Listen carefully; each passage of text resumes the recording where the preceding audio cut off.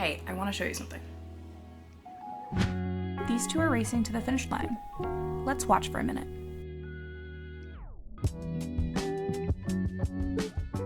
Pause. So, who are you rooting for?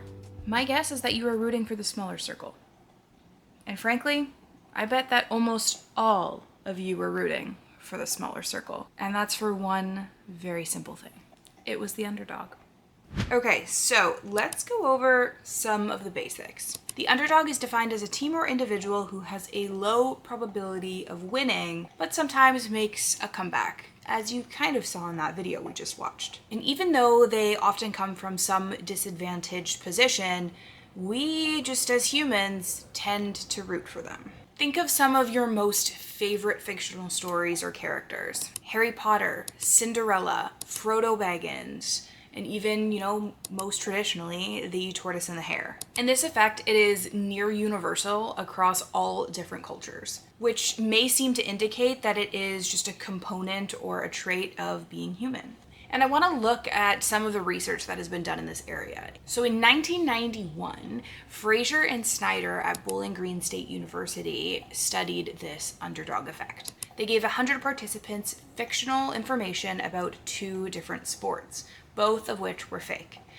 Team A had some stats, Team B had some other, and one was clearly the underdog. And what was incredibly interesting, and I feel like harder to predict, 81% of people ended up saying that they would root for the underdog. And again, this is fictional teams, which may help you understand why I probably was able to predict that you felt the same way about 2 circles, like not even individuals, not even people, just little circles. That's how strong the effect is, that humans just tend to pick up who the underdog is and then really hope that they can make a successful and rewarding comeback. And so I kind of found this interesting, and I wanted to think about and discuss why this would possibly be the case. Like, where does this effect come from?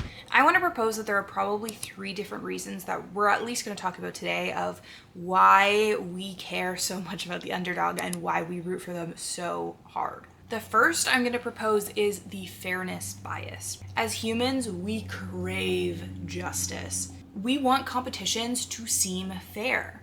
If one player completely outdoes another or is just on a completely different field, a different league, it feels really unfair for the little guys. And I think that is one reason we're just going to naturally start rooting for the underdog so that we can watch a fair game, watch a fair sport. The second is that just we as humans also really love the unexpected. When an underdog actually successfully makes a comeback, it feels very exciting because it's that element of unexpected. And then I'm going to say that the final reason why I think we tend to root for the underdog is because it gives us a little reminder that anything is possible.